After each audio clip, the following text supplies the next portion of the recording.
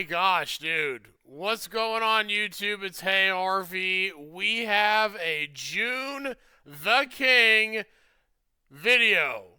Title of the video, TheQuartering. 2 decades of grifting. Oh, I can't wait for this.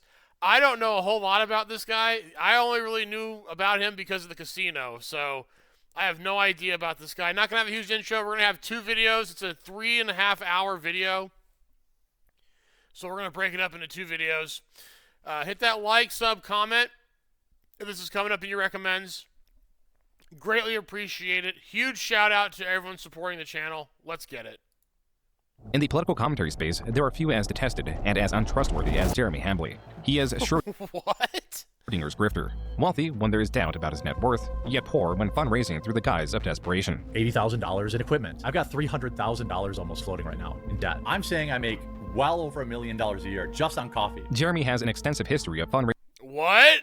For every facet of his business, but also a history of videos displaying his over $10,000 RC track with custom baseball mixed dirt, his $10,000 in trading card packs, which he opens live, and his saltwater fish tank devoid of living fish, but not of aggressive monetization. Here What? is the fish funeral fund. Coverage of Jeremy's spending habits is often coupled with stories of his struggles with irritable bowel syndrome and his penchant for urinating around his home. When you have no mortgage on your beautiful home, you can pee in it wherever you want.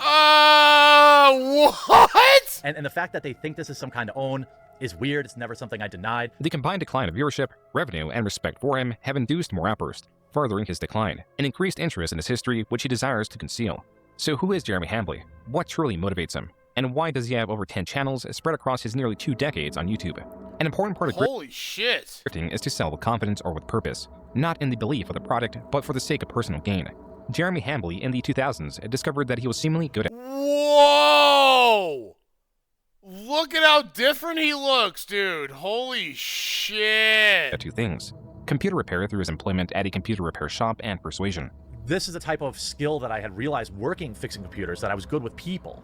I was good with sales, I was good with relationships, I was really good at relating to people. Jeremy, in enrolling in management computer systems courses at the University of Wisconsin-Whitewater, discovered he was not good at 2 things, just one. It was really just hardcore coding, which I'm awful at. Jeremy struggled with his programming classes, often skipping classes to instead stay home and drink. In a single semester, Wait, he was already doing that then? he was placed under scholastic probation as his grade point average dipped below what the University of Wisconsin-Whitewater was willing to accept. Jeremy, through a tribunal, was given a chance to explain why he should be allowed to return to the college. I decided to go into my tribunal and say, like, look, I'm changing my major. I think I'd be really good in marketing, and here are the many reasons why. I also said, I'm having problems with my girlfriend and being away from home because I knew how to play on people's heartstrings, you know? Jeremy's Oh, you piece of shit. You discovered that young? emotional plea worked. He returned to his school to study marketing. Wow. Jeremy was refining his craft, claiming that he excelled in his marketing courses, eventually graduating with a Bachelor in Arts in Marketing in 2005 and a Master's of Business Administration in Marketing in 2007. It was this same year that Jeremy created So he actually does have a degree. his Wow. first YouTube channel, combining his college degrees and his experience with computers. The first video in our series, From the Eyes of a Computer Tech. Be Your Own IT was a channel primarily made to convince viewers to visit Jeremy's website, beyourownit.com.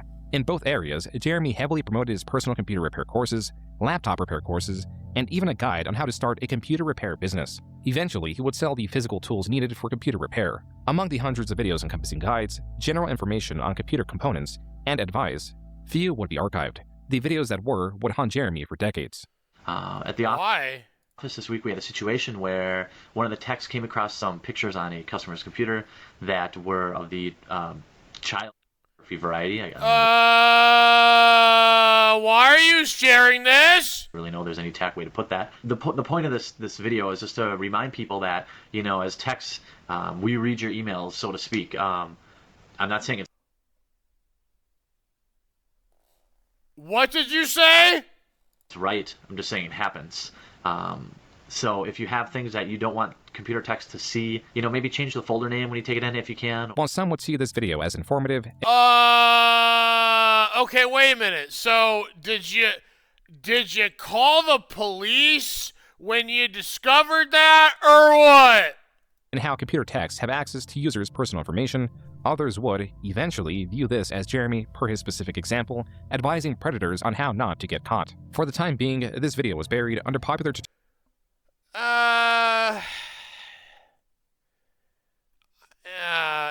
Yeah, I have more of an issue that. Where's the follow-up? Did you call the police? For videos of questionable quality. Jeremy soon moved on from this channel, not from disinterest, but rather the interest of who Jeremy claims was a venture capitalist, or VC. Some VC guy bought that channel from me, and I think I got $160,000. So I got a big For a channel? check. This was when I was 22 years old, 23 years old. Side note, it is impossible for Jeremy to sell that YouTube channel at the age of 22 or 23. With his year of birth being Why? 1983, it would place the transaction in 2005 or 2006, a year or two before his channel was even So he lied. created. Oh my. Regardless, Jeremy's claim does seem to hold some merit. As early as 2011, there were different hosts on the Be Your Own IT channel.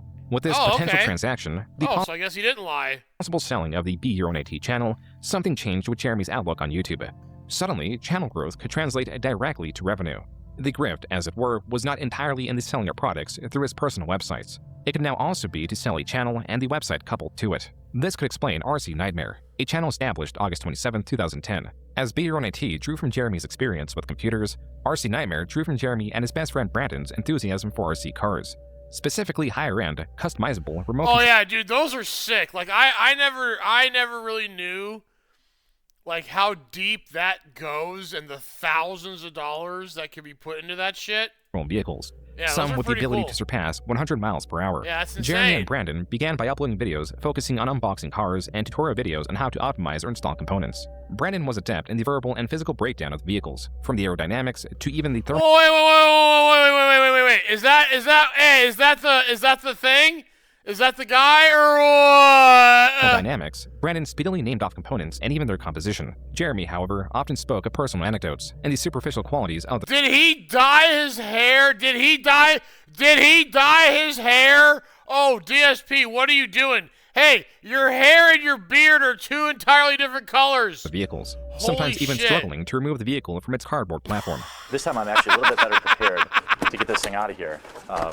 So I won't do my fat guy struggles bit, You can't. I was saying you can't just rip it open. albeit I know that's a crowd pleaser. Oh, maybe you will see. Maybe you'll get a little taste here. Brandon's videos of this sort often outperformed Jeremy's. Regardless, wow. there was not as much demand for information on remote control vehicles as there was computer repair. Yeah, that's a very niche thing. Naturally, this was an issue. Without significant traffic, Jeremy could not grow his accompanying website rcnightmare.com, making it both difficult to sell and more difficult to bring advertisers on too. While Jeremy did utilize his tested strategy of nearly daily uploads, he also found a new way to boost both his channel's growth and his website's growth, even if it was artificial. Every 250 subscribers we get on YouTube, we're going to give away a truck, up to 10 trucks. If we get all the subscribers in the next week, we'll give them all away this week. All that we ask is that you subscribe to our YouTube channel, come over to our forum, have at least 10 posts in the forum. Now, these can be questions, What? comments, or answers. What, dude? How is that? Oh my gosh, dude, that's a. Oh my gosh. Oh my gosh. This guy's a scumbag. And reply to one blog post. That's it. This strategy appears That's to have it. worked. Jeremy announced a winner on November 16, 2010, and a different set of winners in January 2011. 117 participants amounts to over 1,000 forum posts. Just 1 month later, Jeremy made Did they actually get the car? another RC-related channel, focusing on RC discussion with both Brandon and Jeremy present. And in June, Jeremy promised free t-shirts Holy shit.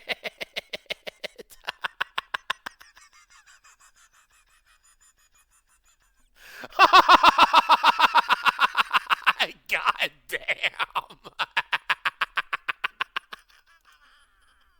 to any user that reaches 100 Holy posts on the shit. RC Nightmare forum. Dude, that's 4XL easily. These are likely the Easily. same t-shirts that can be purchased on the website. Separately, and still in June, Jeremy was running yet another giveaway. Rather than focusing on forum posts, the condition to win was based on referrals, either to RC Nightmare or Friend of RC. Not included was the third channel in the expanding network, under RC Flight School, covering remote control planes. Following this pattern, the RC Skipper channel was created on July 1st, covering remote control boats. These channels, relative to RC Nightmare, saw very little growth, possibly due to their lack of uploads. Though RC Nightmare would see some monetization through advertisements and an online marketplace the following year, Jeremy evidently grew weary of solely focusing on RC vehicles.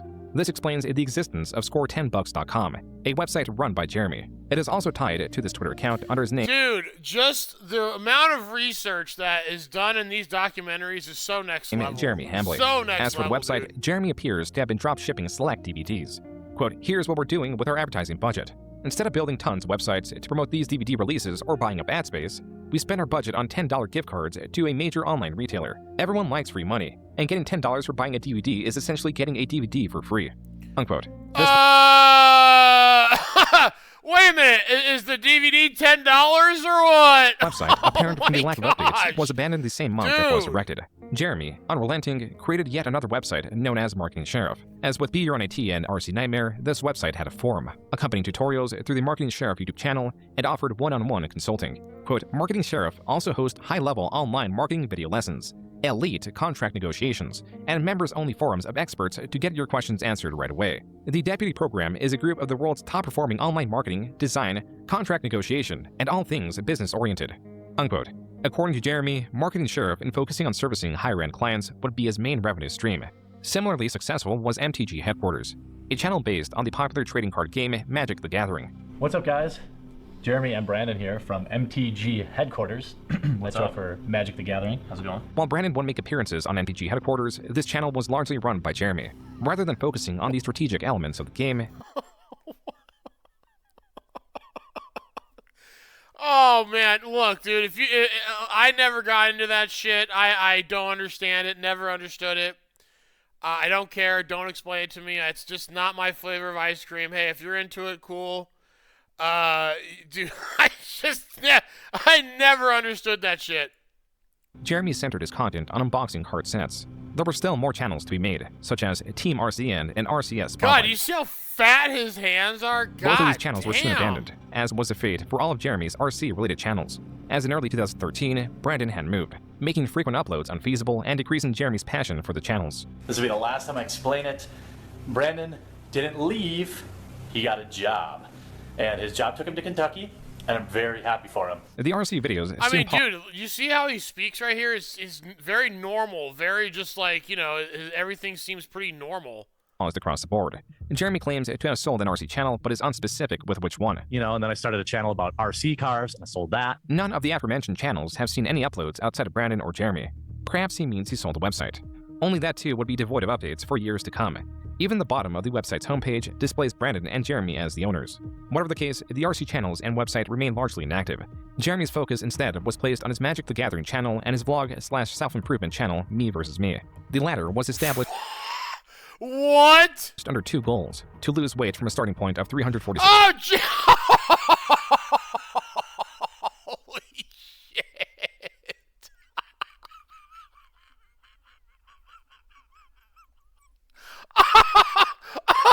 Holy shit. Oh, and that's so crazy. And to think that Wings weighs 120 pounds more than that is hysterical. Pounds and to drink less.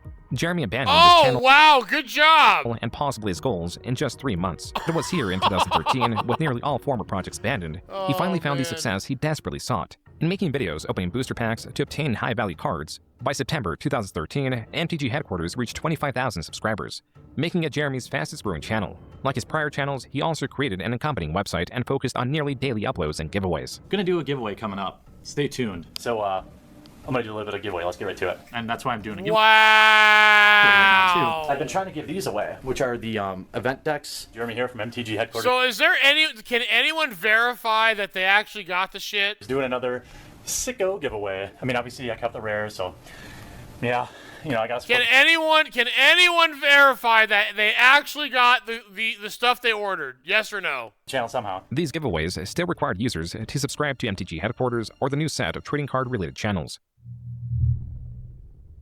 These did not perform nearly as well as his MTG channel. It could be because of his lack of knowledge of the other trading card games. In this video alone, he misnames one of the most iconic first-generation Pokemon several times. Reverse Hollow Charmander, the Reverse Hollow Charmander, and a Reverse Hollow Charmander in the same pack. Charmander? What? How are you supposed to say it? That happened in a different pack too. Though it is possible that Jeremy has grown several channels for the sake of selling them, in a late 2013 blog, he states it is because he is lonely. This channel could be a distraction to fill the absence of Lonely? How is he lonely? the friendship Brandon provided. I do YouTube for the community. That's the only reason I do it. I don't do it because I want to make money. Believe me, it's a money pit. I don't do it. I do it to connect with people. I don't. This isn't as like pathetic as it sounds, but like I don't. Wrong. Have friends that. Well, I have very few friends really. Yeah, that's not surprising, dude. General, and it's not because I wasn't popular, not because it's just life happens. And when you get older, you just don't connect with the same people you used to. That's not true at all. While Jeremy's loneliness is there, as he will later describe it in detail, the motivation to grow his channel was also likely monetary. Whatever the case, no matter how large his channel would get, he would always desire more. Even with MTG headquarters at 54,000 subscribers, his largest channel ever, it was still not enough. How do we get to 100,000?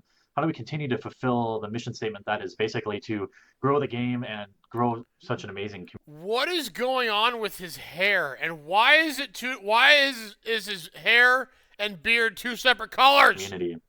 And you guys have been truly awesome. So I've opened a store on the website, but what I've decided to do here is actually use a service that you've probably heard about called Patreon. I'm going to use it to do amazing things. I've got so many things planned for the website. I'm not going to keep any of it. 100% of it's going to go right back into the site. Jeremy claims he would use the Patreon money. What does that mean? What does that mean? What does that mean? What does that mean? What does that mean? Website, and to have 5 dedicated writers for it. I know it's God, I hate e-begging. It's No, you don't. It's annoying, but I just think this is a great way for us to work together to just keep the MTG community getting better and better and better, and get up and take notice and really put together some awesome tools on mtgheadquarters.com, which is essentially everybody's website. Jeremy, now 7 years into creating videos on YouTube, began to refine his approach, where he began simply asking for users to subscribe, and it evolved with giveaways. He was now incorporating purpose and community into his calls to action. Yet there was still room for improvement. His Patreon, as per the Wayback Machine, would not even reach the second milestone. And though Jeremy vowed to grow the MTG community, his efforts and finances were not entirely there. As in late 2014, he created another channel unrelated to Magic the Gathering, trading cards, remote control vehicles, or even tech support. Hey there, I'm Jeremy, and you've come to that part of YouTube where you might be wondering how the heck you got here. Together, with my beautiful wife and our best friend Brandon, we're about as obsessed with the arcade as What? Oh, dude, if that's the same guy, this hits way different now. Wondering how the heck you got here. Together, with my beautiful wife and our best friend Brandon, we're about as obsessed with the arcade as anyone, specifically claw machines. So obsessed, in fact, that we've already bought 4 different machines and have them in our houses. Clawstruck was Jeremy and Brandon's newest channel. Although Brandon had moved away, Jeremy was dead set on moving near him. Time had passed and I kicked around the idea of moving to Louisville, and well, I've decided that I'm going to do that, and I'm looking for a home there, and it's going to have a big yard, one that I can put RC track in. For the time being, in early 2015, Jeremy set his sights on yet another project. Not a website or YouTube And it's like, hey, where are you getting all the money to do that? channel, but an application he named Gamefinder. The word finder is missing an E in the same style of Grindr, the location-based LGBTQ dating app. Likewise, Gamefinder was an app for its users to find one another. The criteria were the games users sought to play in person. Jeremy managed to raise... Wait. One more time? Grindr, the location-based LGBTQ dating app. Likewise, Gamefinder was an app for its users to find one Gamefinder. another. The criteria were the games users sought to play in person. Jeremy... It's like, dude, this is why we play Xbox Live. We don't want to play in other people's houses. We want to play multiplayer in the comfort of our own home or apartment. managed to raise $30,000 for the app's development on Kickstarter, and it released just 3 months later. This isn't a dead application whose owner is cashing in. In fact, the next pro is, in addition to being free, Gamefinder currently is without any ads or even an upgrade cost. That was the professor from the channel Tolarian Community College. Like Jeremy, the professor runs a Magic the Gathering-based channel. This is someone that Jeremy met at a convention earlier in the year. Gosh. The professor was one of the creators Jeremy got along with. The same cannot be said about Wedge from the Mana Source, a creator that canceled a meeting of fans and creators because Jeremy was to be in attendance. All this is explained in this video from Darian What was his problem with... What was the problem? CCG. So even with Jeremy being somewhat infamous in the Magic community, channels like Tolarian Community College were willing to be fair when assessing Gamefinder. While the professor praised the app's lack of advertisements or predatory monetization, his complaints echoed the major issues users had with the app, describing it as simplistic and lacking in features. While Jeremy was aware of these complaints and sought to add more social elements to the app's main plight, according to Jeremy, was that it never hit critical mass. it was never able to reach a wider audience on launch day, meaning users would download the app to find a few. I mean, that would have been cool in like the late 90s maybe, or the early 2000s, but dude, in 2015 or something, whenever this was, 2014, no, dude, no. People online. Jeremy claims the app also had budgeting issues, such as spending too much on rewards for Kickstarter backers and too much on the development cost of the app, claiming to have spent $10,000 to $20,000 more of his own money to market it. If what Jeremy says is true, then MTG headquarters would be more to him than a device for monetary gain. If anything, Jeremy was building a sort of reliance on YouTube. There was something about seeing his channel grow that would excite him. That gave him purpose. This could explain the ever-increasing giveaways, and why he has yet to sell this channel. If growing the channel gives him purpose, then what happens when the growth slows? When the video's earnings begin to drop? The answer is this sort of video. Earnings are lower now than they were a year and a half or even 2 years ago, I think. Oh my gosh, dude, he's DSP. I would have never thought, just from the little I've been the little videos I've made on this dude, and I would have never thought he had the DSP levels of, doing videos about auditing his own channel.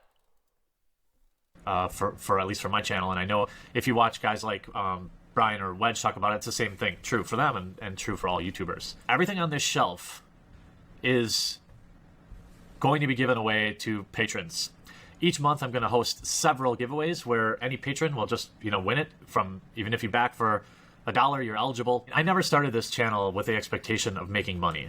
I think opening several $5,000 beta starter decks will tell you that. Whenever Jeremy's channel begins how stupid are you? to lose traction, $5,000 for a pack of cards? he does whatever it takes to keep it growing. My gosh. He increases the amount of giveaways, pleads with his audience, all while claiming that this is not for him. It is for his viewers. This early 2016 vlog on MTG headquarters is key to understanding his potential true motivation. I never had any stress or anxiety, nothing, until I was like in my mid-20s, and bam, panic attacks every night. Why? I know it's a combination of my brain chemistry and things I do. Not getting enough sleep, drinking too much caffeine. If I drink too much alcohol too many days in a row, I'm at like a higher risk for it. Oh, dude, his blood pressure is probably through the roof. That was a video of Jeremy describing his anxiety issues, something that began in his 20s, something that he has been unable to shake. Earlier in the same video, Jeremy explains how, approximately 30 times a day, he reaches into his pocket to make sure his Xanax is still there in case he has a panic attack. 30 times a day? Coincidentally, the rate at which he's been getting these has seemingly increased since his channel's growth has slowed. Jeremy specifically cites how he's already had 2. If he is dealing with, oh my gosh, if he was dealing with that in his 20s when he really had nothing to worry about, what do you think he's going through now? Panic attacks within the week he made the video. What is being established is a vicious cycle that would bind Jeremy the more he fit into it. The more he would try to maintain endless growth, the more it would crush him. For the past year, I've been running myself ragged, trying to run a business as well as YouTube full-time. And while it's been worth every long night, it's unlikely I can continue this pace It looks like he's reading something. much longer. I'm just so tired all the time. Now, you may have heard of me talk about my Patreon for several Dude, you can see the butthole eyes already starting to form. months now.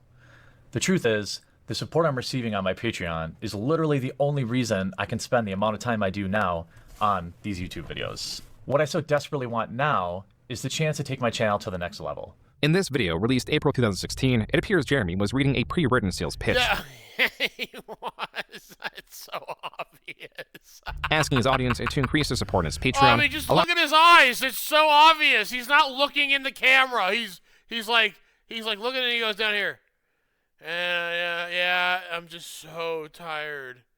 Yeah, and I need to take this channel to the next level. Yeah, you can tell he's reading something. Allowing Jeremy to reduce the time spent on his clients for marketing to Sheriff, claiming it is for better or more diverse content on MTG headquarters. While Jeremy did make good on diversifying his content with the increase of collaborations, interviews with Magic the Gathering artists, and even PowerPoint presentation guides, none of these videos could trump his simple, effortless card opening videos. As much as Jeremy desired to change and improve into something superior, he could not find any footholds, and was slipping into a breakdown. Now, I wish I'd done a lot of things differently. I wish I was friendlier with other Magic YouTube channels. I wish YouTube ad revenue wasn't less now than it was a year ago. Oh my gosh, dude, he's DSP.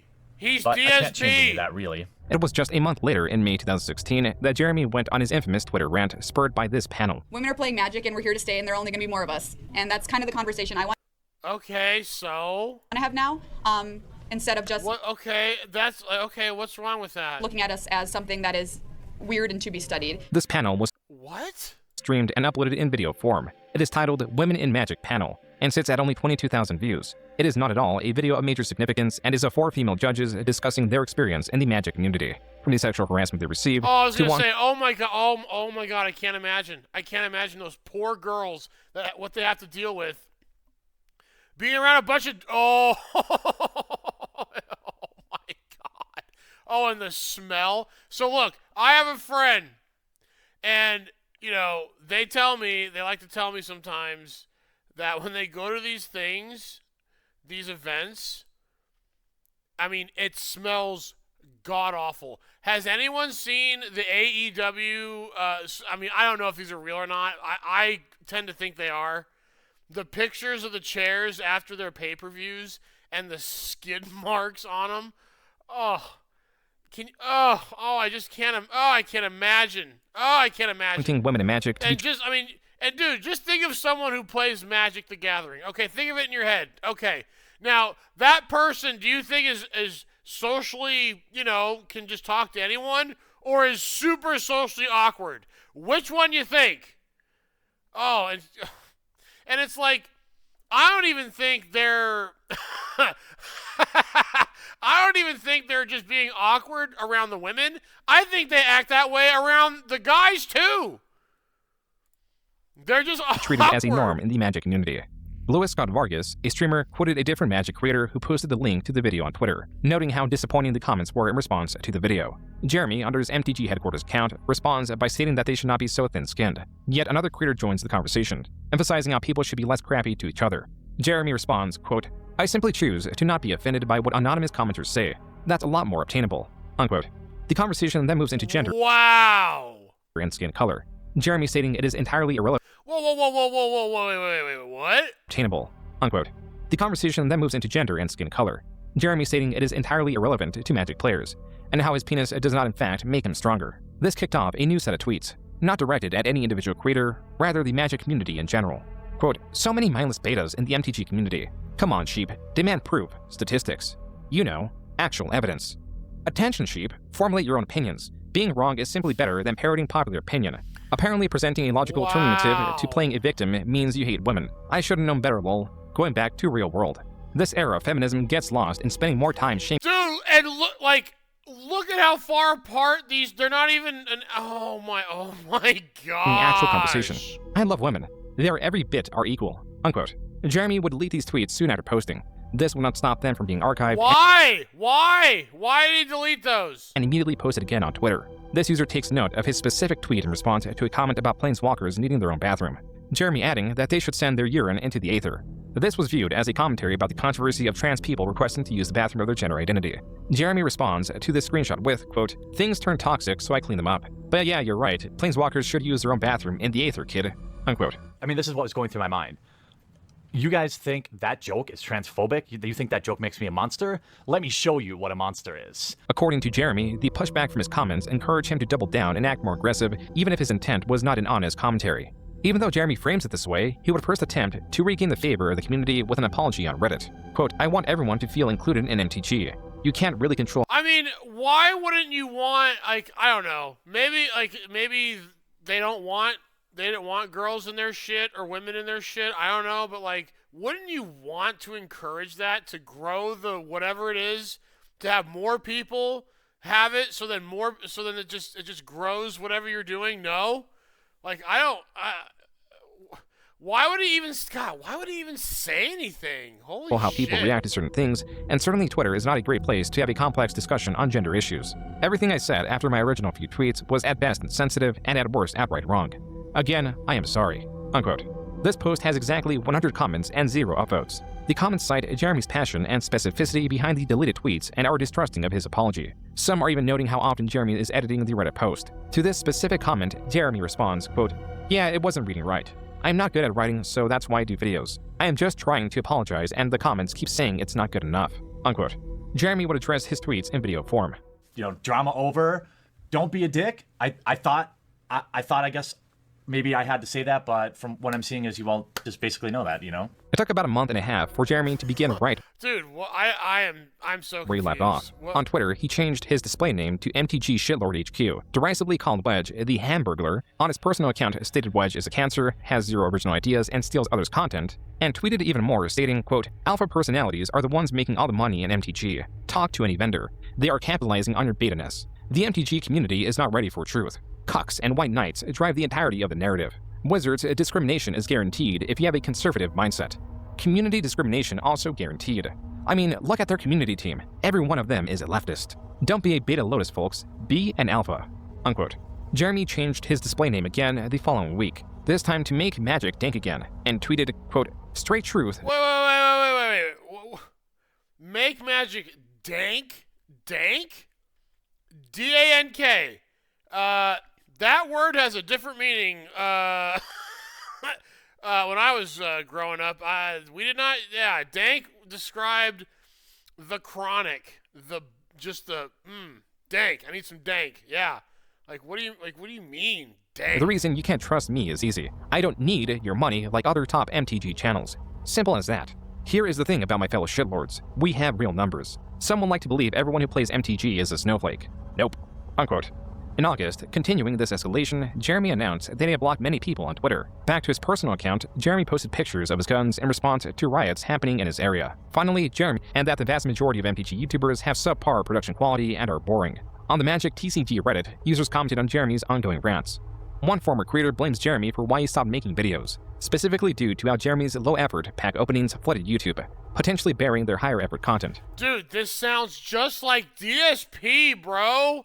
Other commenters shared the sentiment This is crazy. and denounced Jeremy, deeming his content as low-effort garbage that is composed of opening packs of Magic cards. The following month, on September 8th, Jeremy released a 28-minute video addressing his ongoing controversy, saying that he needs to clear his name while claiming Reddit is a hate fest. Displeased in how Reddit mods are not policing comment sections enough, causing what he calls witch hunts directed at him. In this video, Jeremy states he takes no issue with trans or gay people, or any similar quality for that matter. Jeremy appears to be trying to de-escalate the tension between him and the Magic the Gathering community. So now he's dyed his hair and his beard is dyed too. Holy shit, And it worked, dude. or so he thought. On September 9th, Jeremy posted 2 videos containing spoilers for an upcoming Magic the Gathering release. This is information from a PR firm working under Wizards of the Coast. The creators of Magic the Gathering often delivered to select content creators as a way to excite their audiences for upcoming cards. These videos performed terribly compared to Jeremy's pack opening videos. But the significance of this was not that it was meant to garner viewership, rather it appeared that Wizards of the Coast was extending an olive branch to Jeremy following his de-escalation. It was only when the spoilers were allegedly posted to Reddit that Jeremy, and to that extent the Magic community, was notified the spoilers sent to Jeremy was done so by mistake. While the original post does not appear to be archived, this Redditor quoted the Magic the Gathering employee on the matter. Quote, "We don't reward the behavior this channel exhibits. When we preview sets, we provide a handful of cards to our PR agency to use with outlets who aren't part of our core audience. When one of these outlets passed on using these cards, they reassign the cards to this outlet without doing research and also without checking with us first. We would not have greenlit his receiving of these cards had they asked." Unquote. Here I was, feeling like a total moron to think that Wizards had just extended the olive branch and everything was going to be good. Jeremy in this video compares that statement as an endorsement to witch hunt him, simultaneously claiming that Wizards of the Coast are listening to an extremely small minority of 30 or 40 people, while also stating that he is receiving a massive amount of hate. The one boon with this controversy is that Jeremy had a newfound angle to solicit donations, one that could weaponize culture and anger, a combination that would bring him much strife, but also considerable wealth. You can speak with your wallet and take the plunge and back us on Patreon. Why? The more backers we get Oh my gosh, so is this what the casino always refers to as when he talks about them coming after his channel? Is this what they're referring to? Holy Patreon, the louder voice we can have, the more interesting things we can do. Oh my gosh, he's just like DSP! Wizards can't. Wizards won't fly me out to PAX. We'll go to see them at PAX. That Patreon gets big enough, I'll fly to every major event and I'll stand there and do coverage for you. And I'll try to keep it real. Did you see his face? At every major event and I'll stand there and do coverage for you. And I'll try to keep it real, 100%. This was the beginning of Jeremy's capitalization of Outrage. In the following years, Jeremy would master his craft. Meanwhile, with the understanding that he was not welcome in the Magic community, Jeremy revived Pokemon headquarters while still posting to MTG headquarters. The video announcing his return sits at less than 1,000 views. Jeremy posted on his Pokemon channel from late 2016 to early 2017. The channel failed to gain any momentum, with its videos far underperforming compared to videos found on MTG headquarters. It was here that Jeremy resigned himself as a pack opening channel with the occasional commentary video. The latter type of video was often on the topic or tangential to his infamy. If you would have told me that there's a man more universally hated in the Magic YouTube community than me, I would have told you, you're crazy. On June 5th, 2017, two things happened. Jeremy posted his final Claw Machine related video. Dude, that's 9 years ago, bro. Holy shit, that makes me feel old. On Clawstruck and live streamed while drunk. While he often tweeted at or commented on other creators in the MTG community, there was one that he targeted unprovoked. This was cosplayer Christine Sprinkle. Serial virtue signaler and crying for Patreon dollars cosplayer Sia Sprinkle Run posted yesterday. Allow messages. Wow, that's a long title. To my Facebook page again. Question my life choices immediately. Posting out, came for cosplay inspiration and left only with an erection. In all seriousness, God, though, holy shit. I love your work. Okay. Jeremy was commenting on Sprinkle's post and the comments found within.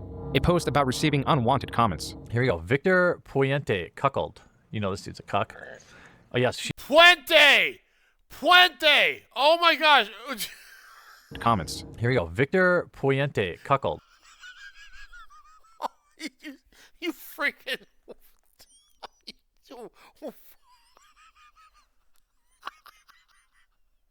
Comments found within. A post about receiving unwanted comments. Oh, here we go. shit. Victor Puente, cuckold. Puente! Oh my god! You know this dude's a cuck. Oh yes, she's just under constant anonymous direct message assault. Like, she is literally triggered. Here goes cuckold number Nicholas again. It makes me sad that you have to be. It makes me sadder that I'm not even surprised. Me, despairing over social norms. If you're going to creep, at least have some decent grammar. I'd agree with that. Obviously, Sprinkle is a pro cosplayer. You know she's a professional cosplayer by the fact that she has to solicit Patreon dollars and then cry in her Patreon video to get loser beta cucks to give her money. I mean, it is like an all-you-can-cuck buffet on this thread. Oh, I'm...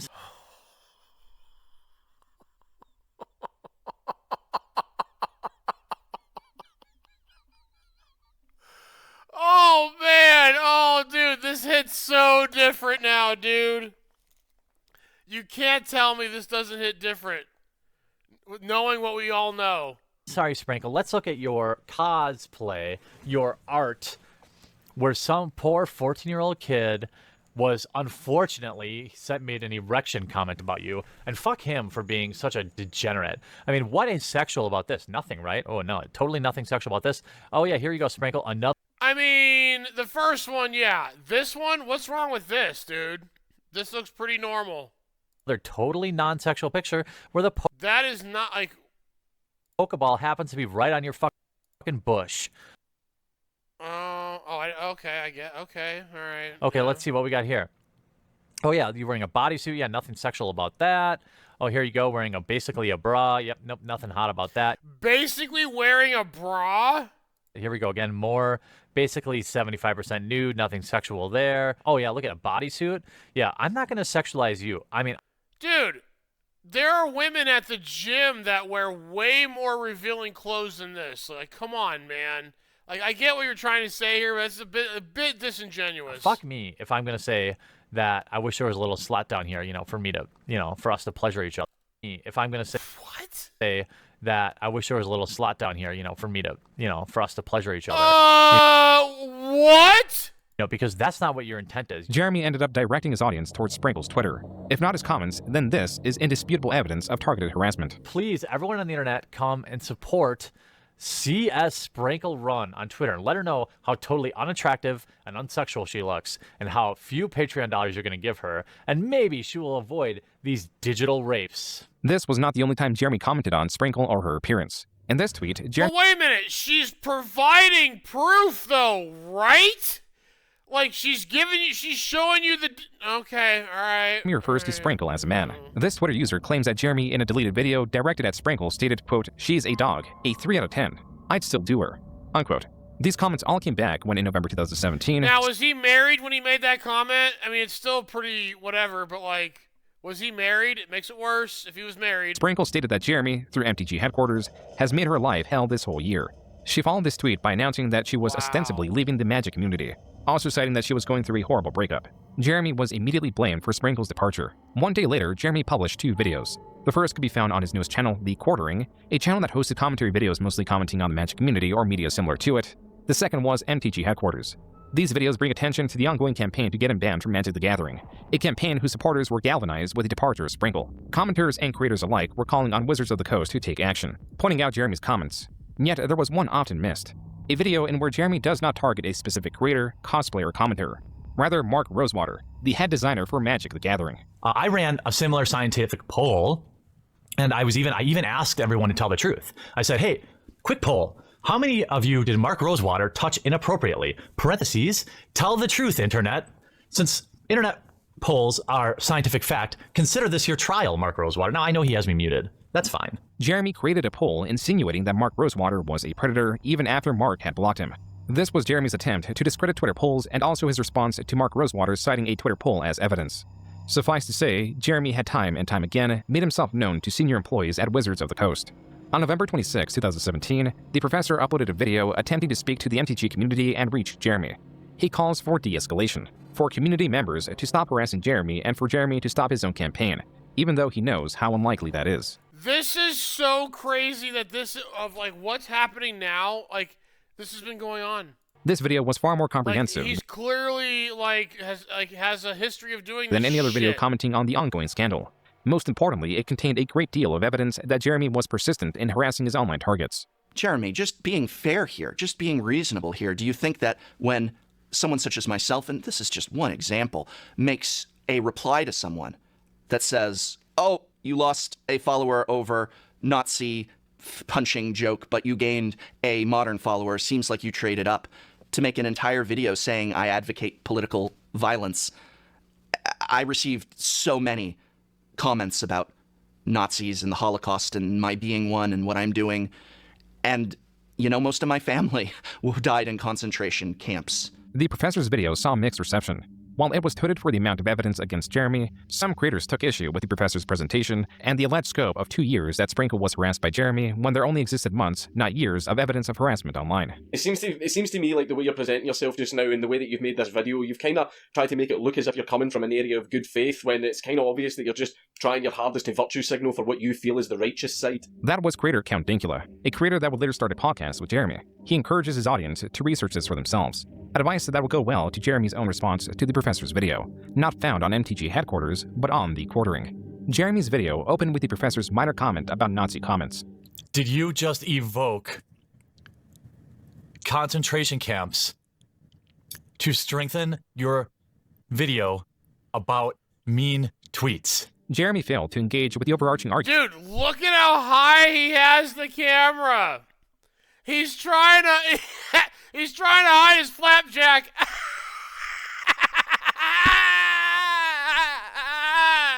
Titties. Argument that Jeremy is disruptive and that he encourages unwelcome comments. Instead, Jeremy chooses to comment on the professor's superficial qualities. I want to point out, look at how disheveled he is. Look at how high you have the camera. Dude, he has it like that. Holy shit. Looks how he has kind of a lazy face. His hair's all awry. This is on purpose. What? Okay? This goes on for about 2 minutes. Jeremy fails to state anything of substance. It is then that Jeremy claims that the professor's video was so well researched that it must have been a collaborative effort. Jeremy then presents this theory as fact, and states it as proof that there is a secret collaborative movement to smear him. Jeremy then reframes the professor's overarching argument, claiming that there is no evidence that he harassed creators like Sprinkle. Instead, there is only evidence that he is a quote-unquote asshole. To go even further, Jeremy claims he is a target of wide-scale harassment, and that Sprinkle failed to provide any evidence herself that she was harassed online by Jeremy, discounting any evidence directed towards her because— you made a video. Like, how can he say that? He literally made a video. She was not the one who sourced it. The difference between this cosplayer and me, of course, is I actually showed the hundreds of messages I received. I showed the actual threats. I showed people sending me the names of my parents and their address. Jeremy, to discredit the professor and those against them, continued to claim there was no evidence against him. also insinuating he did not delete anything. There's evidence, but he must have deleted it. Or in this case, the professor insists I did. While Jeremy does delete evidence, as was made clear as far as a year ago during his first major scandal, allegedly, the livestream where Jeremy fantasized about a slot in Sprinkle's morph suit and directed his audience to her Twitter page was taken down by YouTube under a community guideline strike, making it difficult to source larger portions of it. It also did not help that many of his Twitter accounts were recently banned. And while Jeremy questioned the professor or Sprinkle receiving harassment or unwanted attention, he provides evidence of such a thing, but only against him, citing the negative effects the professor's video had on his channel. I have never blamed the professor for the barrage of hate that came my way after he made this video. 1,000 people. Where is it? Unsubscribed from Unsleeved Media after he did this video. Jeremy goes as far as to insinuate that Sprinkle is responsible for the harassment he is now receiving. At Christine Sprinkle, who I think most humans would be infuriated at. She posted a dangerously false tweet. Let the hate mob a dangerously false tweet. What does that mean? Send on me for going on 2 weeks now and has done nothing to correct the situation. Though Jeremy claimed that the professor is a manipulator and failed to bring a shred of evidence forward, Jeremy, in his video response, skips all the evidence presented. Notice how in Jeremy's reaction, the video inexplicably jumps. This is because Jeremy skipped from 4 minutes 24 seconds to 6 minutes 55 seconds, over 2 minutes of voice clips, portions of his removed livestream, and more than 10 tweets directed at Sprinkle or cosplayers in general. Jeremy does not acknowledge this jump, and it was not the last time he would edit around evidence. This next jump is even more egregious.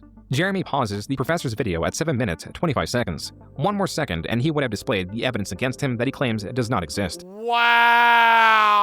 For the next 7 minutes, the professor shows countless tweets and video clips. Wow! All of which Jeremy skips, so there it again is. Not acknowledging that he did so, and picking up his Holy reaction at 5 shit. minutes and 1 second of a 20-minute video. What a scumbag! Jeremy closes this video by insinuating the professor is similar to Adolf Hitler. Someone who is willing, as I said, to literally evoke the Holocaust on their petty crusade to silence and ban someone whose ideas they disagree with, someone whose ideas they don't have to interact with. Nobody's forcing him to watch my videos. Nobody's forcing him to read my tweets. You know, Professor, you actually sound a lot like somebody from history that your family might be familiar with. Jeremy pressed on that there was no strong evidence proving that he had harassed anyone throughout this period, even selling a shirt in that theme, which he allegedly donated the profits of. Show me the receipts. You know what? I printed a t-shirt today that I think I'm going to link in this video, and I'm going to donate all the proceeds to whatever the most reputable like men's shelter is in the area. So make sure you get your shirt with a right. fan-drawn face gosh, of me saying, "Let's show me the receipts." Jeremy did get the receipts. On December 7, 2017, he received an email from Wizards of the Coast notifying him that he received a lifetime ban. What does this mean? Well, I can't play in any pre-releases. I can't play in any sanctioned events. I can't play online. Well, when you do some disingenuous shit like that, how do you, what do you expect, dude? In fact, they actually confiscated my entire Magic Online collection. Jeremy claimed he recouped the cost What does that mean? of his digital collection via PayPal chargebacks. As for the video announcing his ban, there is something seemingly sinister at play. At 10 minutes and 20 seconds, Jeremy begins going through the evidence Wizards of the Coast sent him that informed their choice to ban him. Notice, at the bottom left side of the screen, it is clearly stated that there are 12 attachments. Attachment 1 is a tweet where he calls Wedge the Hamburglar. Attachment 2 is presumably a joke about trolling a friend. Attachment 3 is a tweet about trolling that same person and the professor. Attachment 4 appears to be another joke about wearing a shirt with the famous internet cartoon frog Pepe to trigger people. Attachment 5 is what appears to be another joke that includes Pepe. Attachment 6 looks to be a joke about concentration camps. Attachment 7 is Jeremy alluding to a Magic player having a quote-unquote pedo smile. Attachment 8 is Jeremy in response to an accusation where he encourages R-wording individuals, responds by saying he would not even R-word the poster. Then this is Attachment 9 of 12. Oh, what? I love the ladies of Magic, but dudes who bring their girlfriends to stand over their shoulder every game are annoying as fuck. Teach them to play or go home. What's wrong with that? Am I not allowed to have an opinion? Am I not allowed to have an opinion? That's all you're gonna say? I mean, wait, so why don't you explain why you don't like it? I mean, I can do that. It's very simple. When I go on the golf course, I don't want to be playing with kids because they don't play right and they don't teach them right. And most golfers are self-centered pieces of shit. And they're going to hold up the entire golf course so that their little kid can putt 35 times on the green and put dents in the green because they can't just go to a putt-putt place. They have to go to the golf course. Kids should not be allowed on the golf course, period, until a certain age. Like, I don't know, 13, I don't know, 12, maybe 14, maybe. Maybe when they're in high school, they're allowed. Maybe like middle school. That's why I don't want kids on the golf course. He's just saying, I'm not allowed to have an opinion. I'm not allowed to have an opinion. Yeah. Why? Why is it annoying to you? Why is it annoying, idiot? This is the evidence, okay? Okay. Jeremy plainly rants about this being the only evidence Wizards of the Coast presented against him. The screen then fades into his facecam. He failed to show whatever those last 3 attachments were. On the topic of deception is this screenshot of Jeremy defending himself in the third person, presumably failing to log into an alternate account to defend himself. It appears Jeremy is not being entirely honest to his community, and Jeremy has a possible motivation to be dishonest. You should subscribe to it so that I can send it to Polygon and tell them thanks for the press and all the new subscribers. Then you can just quietly unsubscribe if you don't like the content. So many of you are like sharing these videos. People are I'm seeing them on Facebook. People are signing up on Patreon. Like, this is crazy. How can I help? Well, I would love to be able to cover more of these games. I have a Patreon where if you want to, say, throw a few bucks, that would go a long way. I have a one-time donation link to the war chest. That would help. All I can do right now is I set up a war chest on PayPal where people, if they choose to, please believe me that you don't have to. This is like literally the worst time to be shilling for this kind of stuff. But it goes without saying that money is power. And I can make the promise to all of you that any money there or people that decide to back on Patreon, so many of you. Do you show any itemized anything to prove anything you're saying is ever true? How do you do that? You want to know why you can't sleep at night? Because you're a liar. Because your subconscious or whatever the hell you call it is bothering you because you're a liar. Holy shit, dude. Holy shit. That's why you can't sleep at night. You have already, and I'm so thankful for that. 100% of that money goes back into the channels. How do you know? How do you show that? It goes back into the channels? What the hell does that even mean? Jeremy's promoting of his Patreon was for naught, because come February 2018, it would be banned because, quote, you recently doxed members of your online community, unquote. This could have resulted from Jeremy's new crusade against pedophiles in the Magic the Gathering community, specifically judges, mostly all former judges, that were convicted but not on the banned list next to Jeremy. Though Jeremy failed to find a large number of active judges that were predators, his attention to the matter did appear to influence an update on Wizards of the Coast terms and conditions that forced stores to run background checks on their staff. And you know that's not what he really wanted. That's not what he really wanted. He didn't really want to actually fix anything. Those who they engage with that interact with the public, meaning judges. Though Jeremy was not credited for influencing this change, it was celebrated amongst the Magic community. A community that, due to his ban, Jeremy was drifting away amicably from, as in this video he claimed that he made contact with Sprinkle and the two apologized to each other. Jeremy then renamed MTG headquarters to Unsleep Media in an attempt to pivot to covering the card game genre as a whole. His recent scandal introduced him to a cast of new allies and helped him refine a Holy shit. pivot to covering the card game genre as a whole. His recent Oh my god. Oh, look at Warski with a checkered board friggin' background. scandal introduced him to a cast of new allies and helped him refine a lucrative genre of video that he had been making for the wrong audience. The same type of video that created enemies in the Magic community was going to usher in Jeremy's largest and longest running channel. And all these people grew up to be the same fuckers in middle school that were like, well, if you don't subscribe to the popular idea, maybe Pogs at the time, or starter jackets, I don't know, I'm old, then you're not cool. Or if you were poor, you weren't cool. Or if there's a whole variety of things that would make you outcast. But now, when they get older, they get a little power on Twitter, they can find more people that, it's like the blob. And then they become this massive thing of groupthink and my toxicity God. that's trying to push everyone out who disagrees and then just absorb more people into their ideology. What I want to do, hopefully, with this channel is to push these conversations forward. Obviously, I don't want any bullshit SJW, but as always, SJW's always lies. SJW lesbian space gem, Garrett, SJW red-haired, blue-haired Mohawk guy, general SJW buzzwords.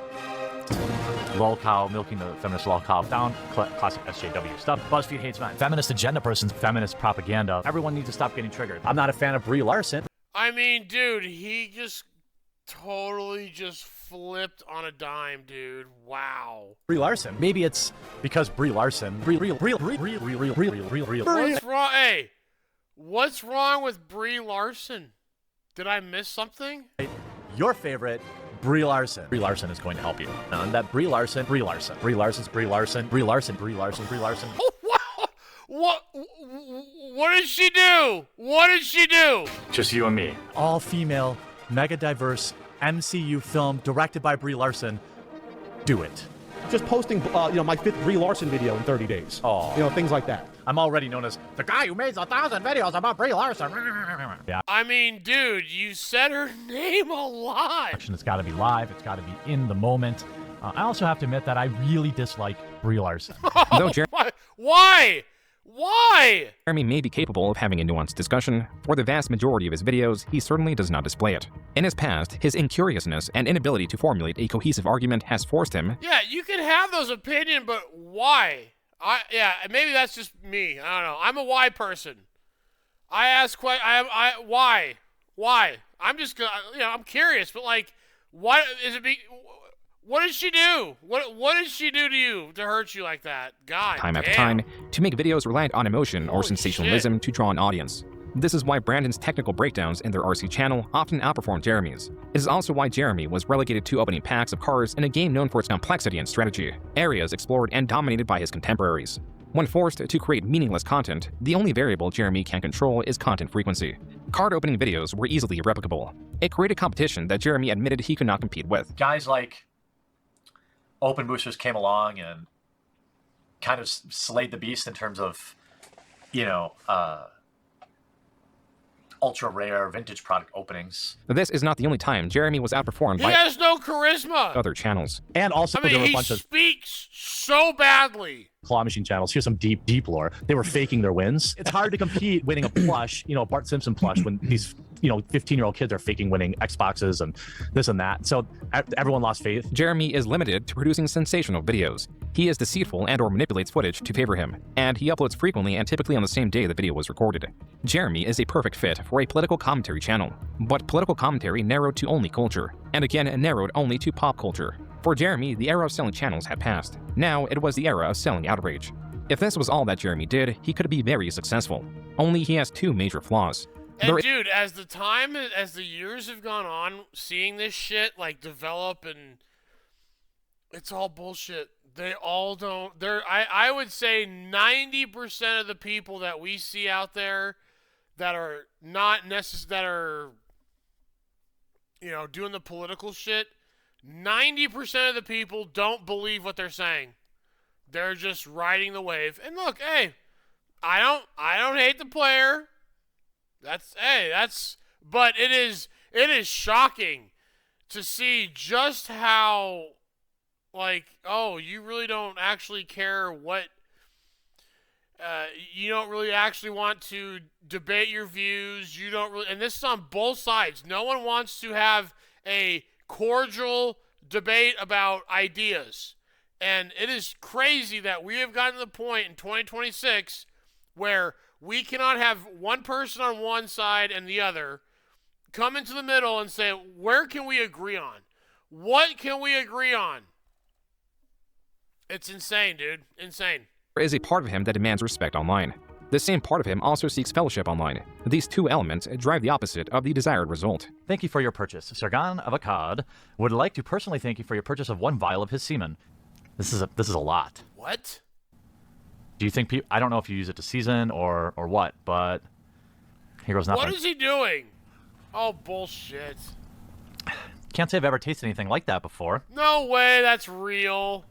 It's almost like when you have Cinnamon Toast Crunch and you have just the cinnamon and milk at the bottom of the bowl. That was a video that is disgusting. Titled Sargon of Akkad's Semen Taste Test. Sargon of Akkad is a creator that makes similar videos to Jeremy. He is someone that Jeremy greatly admired. Admired enough to make this strange, sarcastic video because Coach Redpill, a creator in the same space as Jeremy, commented about such a thing. Coach Redpill asked me, actually stated, really, keep sucking on Sargon's dick, boy.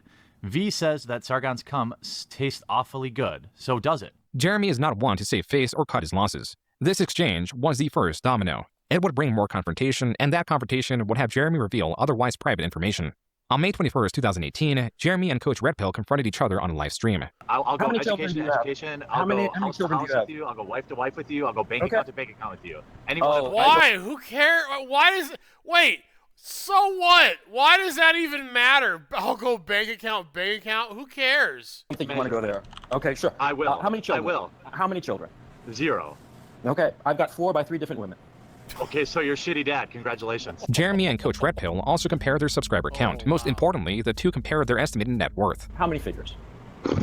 Net, probably low 7s. Okay. At 35. At 35. Okay, good.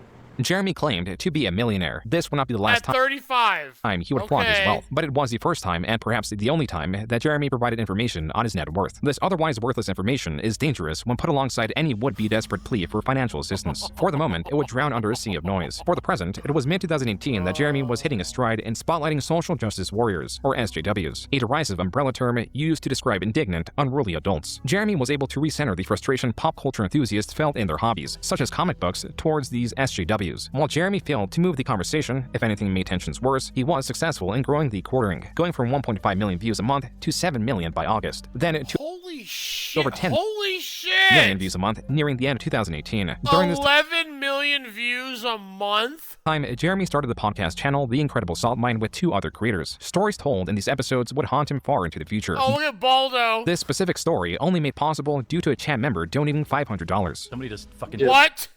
donated $500. What? Have to tell the story about how I shit my pants now. Oh, you do? Once upon a time, I believe I was probably 32, 33, maybe 34.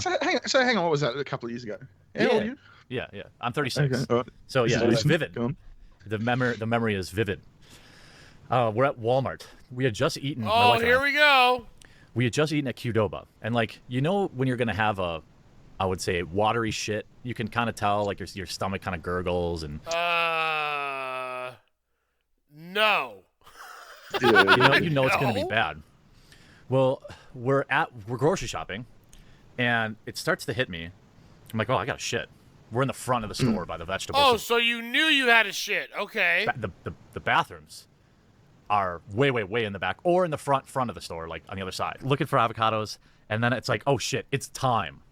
And why would you wait? So you knew you had to go, but you just decided to wait? Why? My mind immediately goes in like slow motion where I'm doing the calculation. I realized at this moment that there's a real possibility I might shit my pants because it was just like fucking happening.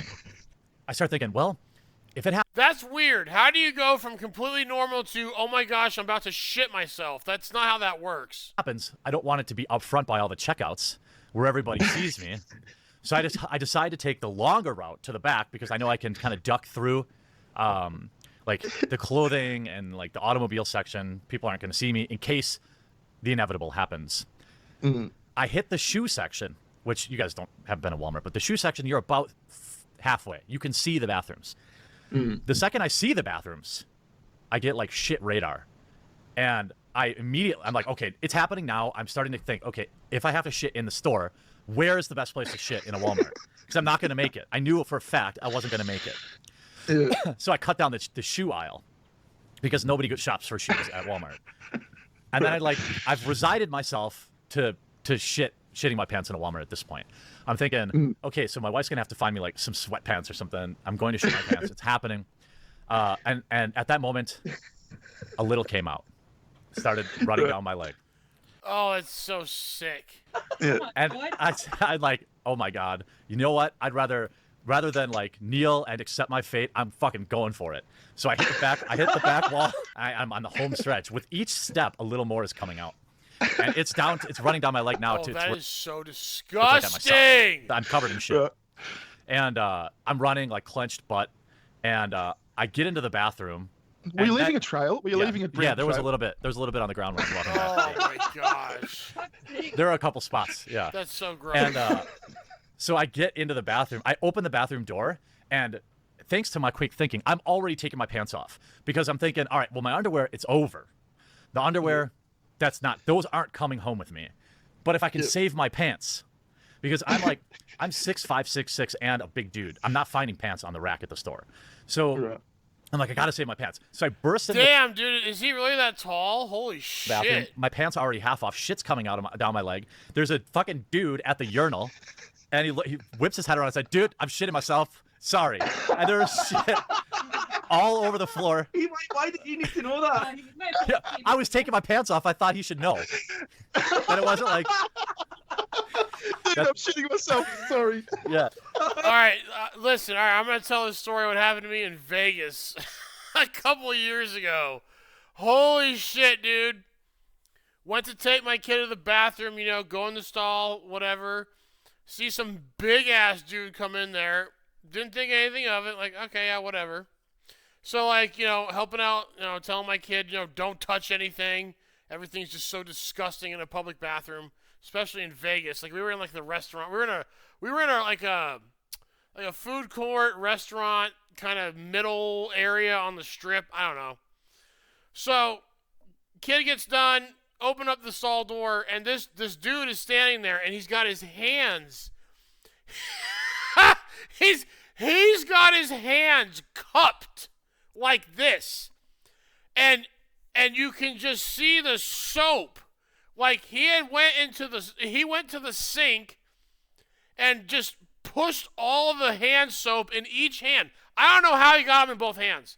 And then he ran into the stall. And it's like, oh God. I didn't hear nothing. Nothing, like no explosions or anything. Maybe 20 minutes later, we leave the bathroom, go back to where we were sitting. 20 minutes later, I see the same dude walk out of the bathroom. And you can just smell the hand soap. Hand soap! So it's like, okay, he just caked his asshole with hand soap. And it's like, what would you rather smell? You know, generic hand soap or shit?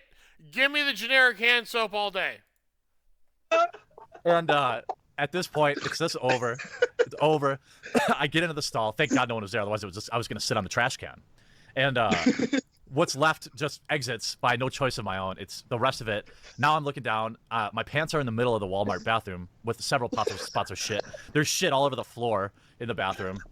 And this... Did the guy just scurry out, or is he... No, dude, this guy is a fucking hero, okay? He's a cotton top black dude. I don't know if he worked there or what the deal was, but he fucking... What the hell does that mean? Barricaded the door for me. He's like, I got you, dude. What a fucking hero. Yeah. Like, I got you, man. He's like, no one's coming in.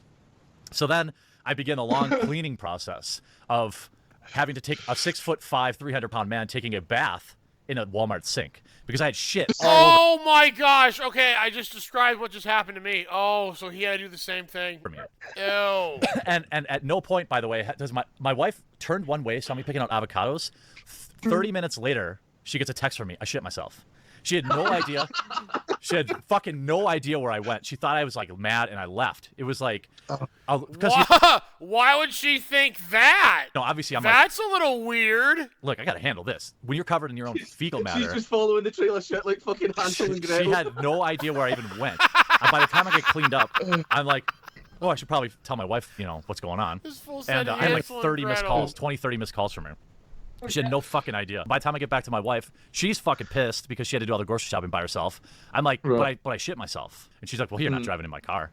So she like, because I still had... Right, which is understandable. There's obviously still poop spots on my pants. They were like fine, but there was some splatter. Though the stream podcast where Jeremy told his story only got 30,000 views, retellings of the story would get considerably more viewership. On the topic of viewership, Jeremy began uploading 2 videos a day and began his crusade against celebrity Brie Larson, the actress who played Captain Marvel in Captain Marvel, a movie based on the Marvel comics. Jeremy covered the release of Captain Marvel while commenting on Brie Larson's own controversial comments. In his career, he's made 270 videos on the topic of or mentioning Oh my gosh, why? Jeremy made so much money covering her that he dedicated a new shed to her. Brie, every night before I go to bed too, just a little ritual. Appreciate you. Just want to hear too. Appreciate you. Jeremy covered other evolving stories, such as the exploitation of Stan Lee and the fall of Anita Sarkeesian. Yet neither of these were as lucrative as his coverage of Brie Larson. As with any of his other videos, Jeremy often poorly... Why? So can someone... Why was that one subject better than all the other ones? Summarized articles, sometimes missing key information that made the point of his video moot. For example, there is this video uploaded in 2021. The headline partly reads, "On-screen killer Mike Myers is branded homophobic for murdering a gay couple in new film." But horror fans argue it is a sign of equality. This is an article about out several tweets. I would think that this is like ironic satire, but it's not. Quote, the Twitter user later added, if it wasn't already clear enough, this tweet was a joke, so please stop attacking me, unquote. Not only is this in the article Jeremy is reading, it is on screen while he is contradicting it. It does not end there. I got so many people like outright stating very obviously fake, false information, like so easily researchable, and then stating it so emotionally as fact that it made me think like these people are actually insane. As profitable as it was for Jeremy to monetize nonsense outrage and antagonize others on YouTube or Twitter, back in 2018, some posts would have lasting consequences that outweighed any monetary gain or support. On June 30th, 2018, in response to Matt Fantastic alleging someone was being predatory, Jeremy, as he did with Mark Rosewater, claimed, quote, someone once told me Matt Fantastic did some horrible things with young boys. He should pay for what he did. Listen and believe me, unquote. Oh, okay. Oh boy. This is the window he punched in after not being able to continue to punch me. Here's some witnesses. Hey, did that guy just ask my name and then start assaulting me? Yeah, he said, hey, are you Jeremy Hambley? And he said, yeah, and he goes, fuck you, and reached over and started punching you in the head. I don't know if you saw the YouTube footage, but... Oh, dude, if anything like this were to happen to DSP, he would have milked the shit out of this. Just got here to Gen Con 2018.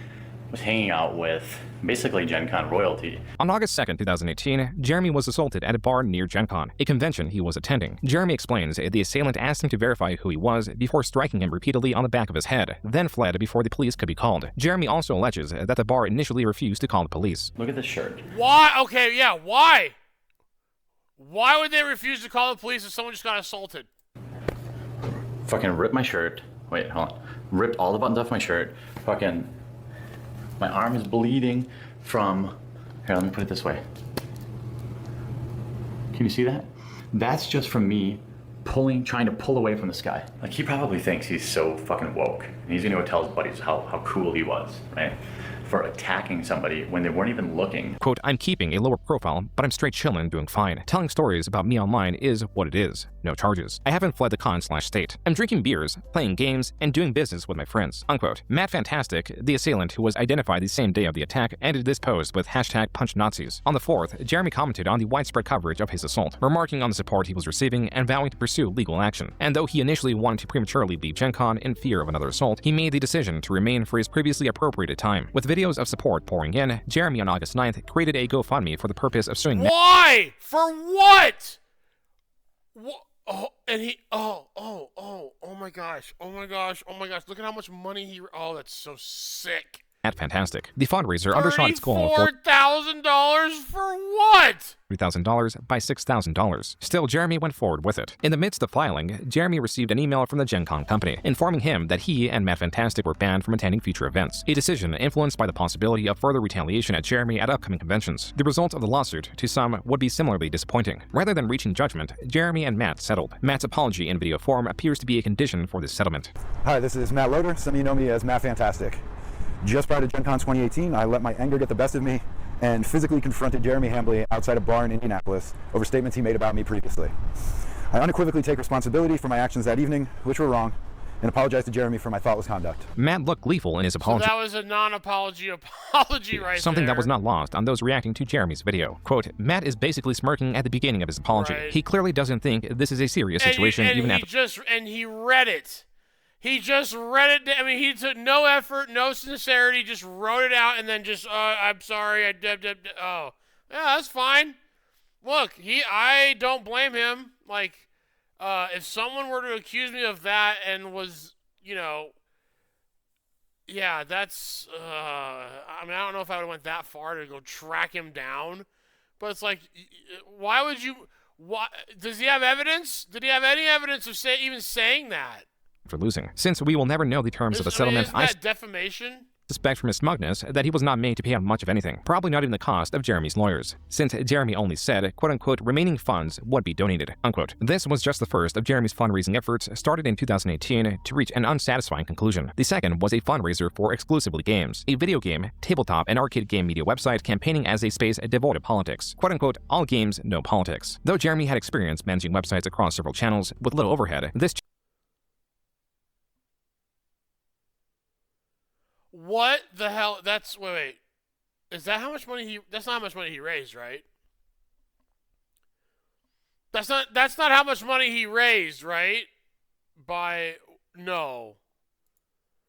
No way! Changed in 2014 when his Patreon asked for $5,000 per month for a full staff of presumably 4 to 5 writers and an application development team. This changed again in late 2018 when Jeremy claimed running a website now cost $30,000 for 3 months. He also stated in the fundraising that he pre-funded the graphic design of the website, the HTML coding of the website, the bullet. Oh my gosh, dude. What a... Yeah, you want to know why you can't sleep, you piece of shit? You're a liar! You're a scumbag! In software and the website's form. Holy the $10,000 a shit. month was to pay for articles, editors, mods, social media managers, ongoing graphic design, merge creation, and server protection. The funding concluded with $159,443 raised. The website appears to have launched early 2019 to little fanfare. This is quantifiable because the articles have a view counter underneath them. While some would get as high as 8.5 thousand, others would slump to 400 views, a fraction of the viewership Jeremy was receiving on his main channel. Additionally, the website did not seem stringent in its policy to keep politics out. For example, there is this article covering Roblox reversing PewDiePie's ban on the platform. The article cited this image as the explanation for his ban, naming specifically a redirecting of unsafe and inappropriate sites/channels, alongside inappropriate behavior, though this reasoning was dubious as the ban was reversed and it specifically arose through an erroneous flagging system. The article cites the reasoning for the initial ban as a quote-unquote political decision while failing to expand on how it was politically motivated. Though most of the commenters do not question the writing, this user does. Quote, "Isn't that political? I thought this site should be free of this kind of stuff." Unquote. A different user responds, quote, "Type text here, ellipses. Not really. An influencer was banned from an online video game. Was it for 2 political reasons? Maybe, but it's still interesting to know. And the writer isn't giving his opinion on the ban either." Unquote. Exclusively Games also had a YouTube channel where reviews could be found not adhering to the policy of no politics. 32,000 subscribers. God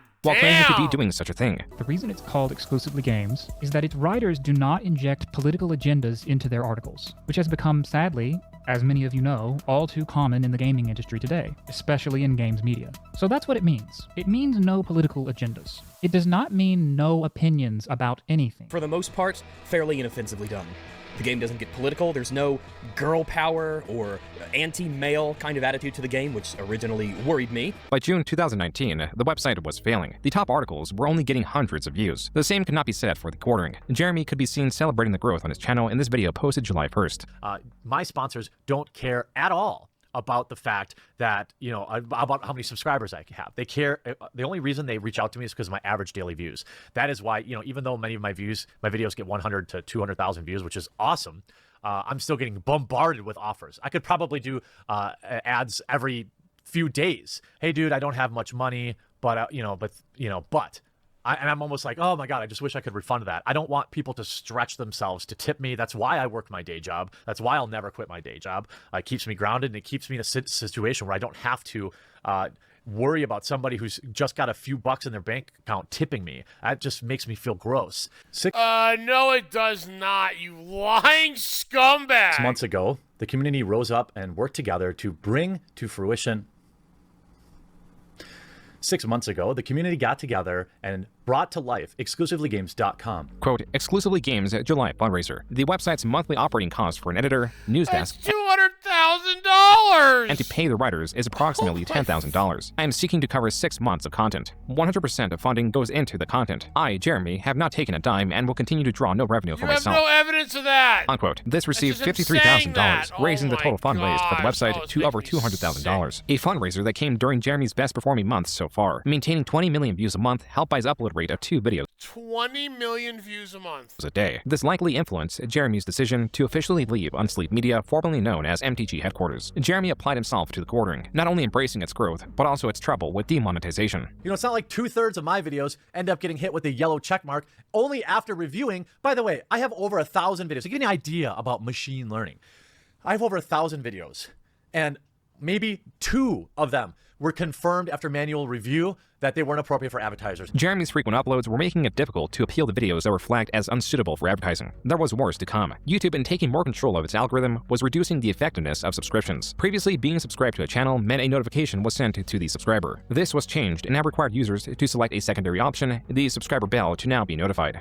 hey, did you cover this? Did you cover how Riot Games had this lawsuit settlement the other night? Yeah, I did a video 3 freaking days ago, but YouTube doesn't care. YouTube is not only not notifying you, but they're actively hiding the garbage. I don't care. There's some smaller channels out there who think it's funny when people out there are struggling and frustrated, and I get it. I've been there. It's okay. Make your content. But the fact of the matter is, this is exactly why I will never commit to making content full time, because the YouTube system is completely unequivocal. Why is his eyes closed? Hey, Cyrax, open your eyes, dude. Undeniably broken. Jeremy was also having problems with YouTube's claim system, a system often abused. YouTube is still allowing them to leave claims on YouTubers' videos. This has been going on for years, and they don't do anything about it. I'm sick of this shit. You have no idea what it's like. Wow, he actually has some passion. He actually has some energy right here.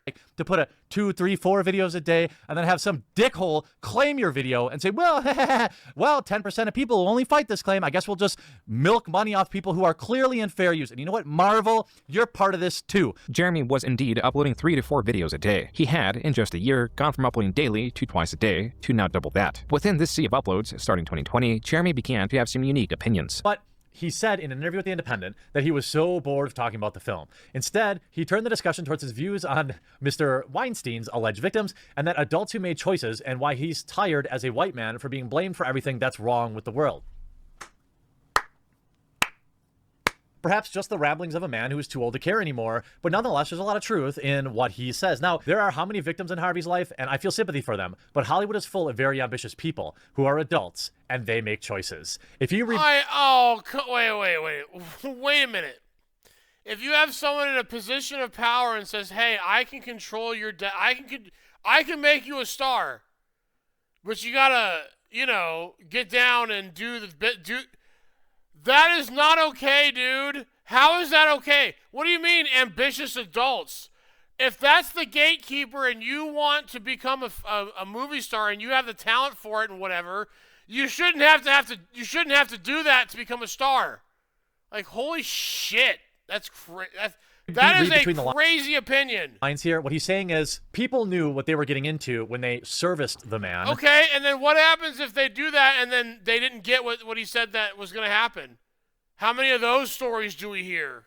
And they either, for better or worse, got what they had hoped or didn't. But nonetheless, as adults, they made their own decision, and now they're looking to blame everybody else for that. Harvey Weinstein is a former film producer, one convicted of R-word in sexual assault. Though Jeremy appears to be sympathetic towards Weinstein, he did not extend his sympathy to composer Michael Giacchino, who on February 18, 2020, tweeted about King Kong coming back to theaters. In a reply, a user mentioned King Kong was Hitler's favorite film, to which Giacchino responded, "Fuck Hitler." Jeremy then quote-tweeted this, responding, "Is that true?" And there we have it. Yikes. While it appears that Jeremy was taking offense to Giacchino's dislike of Adolf Hitler, Jeremy, after what does that tweet even mean? And there we have it? What do you mean? Wouldn't you say that if he said, oh no, I actually back him?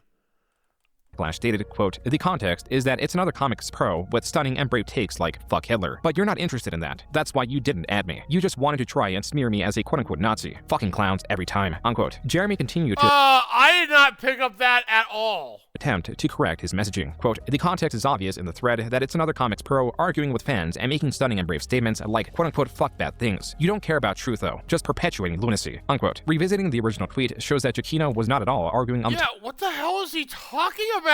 Topic of comics. Actually, there is no mention of comics anywhere within the tweet exchange. Jeremy's strategy, whatever it may have been, to change how others viewed his intent, did not work. Just 2 days after the Hitler tweet was posted, Jeremy on Twitter stated, quote, "Amazing how this fuck Hitler tweet has taken hold with people completely incapable of understanding my point, which was obvious to everyone that follows me. Hollywood types saying fuck Hitler for retweets is fucking stupid and cringe. It's about virtue signaling. If this was not what dude was doing, okay. My point still stands. In what world is this known? Now I got morons posting my address to Twitter replies. Wonder where they came from. You had to be a complete fucking idiot or liar to say I was quote-unquote defending Hitler. Like, I respect the hustle, but you'd have to be a fucking idiot to think anyone my god was unironically defending Hitler. I just can't imagine people are this stupid. They have to just be willfully misrepresenting the point, right?" Unquote. Below, Does he just like to hear himself talk? Jeremy linked to a video by D'Angelo Wallace that covers Jeremy's tweet. At the time Jeremy posted it, the video had 82,000 views. Present day, the video sits at nearly 2 million views. With Twitter further examining Jeremy, his views came into question, specifically these 4 recent images. The first one is Jeremy stating that though he considers himself to be pretty progressive, he believes transgender people have an advantage in sports. The second is in support of someone who is labeled a homophobe, going as far as to call them a hero. The third shows that he believes that some transgender people transition as a trend, and the fourth is an image of 2 men kissing that is captioned with Jeremy stating, quote, "If you want to raise awareness, you have to make people want to throw up in their mouths," unquote. On March 12, 2020, Jeremy announced he deleted all of his tweets. This same day, Jeremy uploaded a video titled, "YouTube is destroying my channel and I have proof." Wow. Just to be honest with you all, I've been here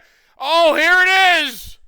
Very stressed over the past week or two, and I've tried to not let on to it. This is insane that he went through something like this and he literally did the same thing to the casino, allegedly. But I can't figure it out, and I need your help. Something is really weird with my YouTube channel. The videos that were supposed to send notifications, YouTube sends 3 notifications in one 24-hour period. The Review Tech USA video got well viewed. That's about my normal. My normal videos get between 100 and 150,000 views. The second video, which should have done really well, 50,000. The third video, which should have... why shouldn't it have done well? Do you, like, what parameter do you have that was like, okay, well, this video should have done well too because it was very similar to this one? No? Done really well. 59,000. I'm done antagonizing people on Twitter. I'm done with it because I just lose. Even though most of these idiots were just coming at me with flat out lies, I got embroiled in it and I gave them what they wanted and I lost course. I'm not going to do that anymore on Twitter, okay? I'm making very real changes. According to Jeremy Social Blade, how long did that last?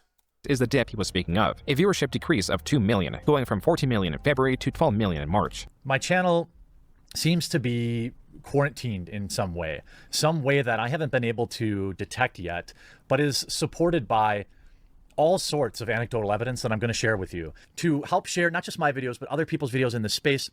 And I need you to give me feedback because YouTube is slowly killing us. They're slowly pushing out independent creators, which is why I have a BitChute, which is why I have a library account. I'm a founding member on Library, okay? I'm a financial supporter of Library and BitChute because I know this is what's happening, but we still have to fight back. And I'm sorry I don't have the energy, but I'm just frustrated and tired. Please help not just me, but other independent creators continue to exist here on YouTube and continue to push back against what is an obvious bias for mainstream media by YouTube. Despite Jeremy's evidence that largely consisted of users not getting notifications for his uploads and petitioning for support on third-party platforms, his channel, per the Social Blade graph, jumped to 20 million views the following month, his best performing month ever. This same month, Jeremy announced on Unsleep Media that he was returning to Magic, apologizing to Wizards of the Coast while also faking their apology to him. In this video in April, Jeremy claimed his return was not a ploy for financial gain. Instead, it was for when he needed to boost his mood. I view this channel as like a cathartic outlet for me, a place for me to go and just relax and turn off my brain and open some product again. Jeremy would leave and return to Unsleep Media multiple times in the following years, making it a useful tool to track when he's feeling despondent. His channel, with its improved performance, should not have brought him undue stress. Exclusively Games was a different story. Quote, "I really am struggling with keeping Exclusively Games running. The monthly nut is nearly $15,000 and website revenue is trash. It was a website in a time where websites are dying. Do I continue to crowdfund it or admit defeat?" Unquote. Exclusively Games had sunk to the point that articles on the site's front page were not only lacking any comments, but also their view counts were so low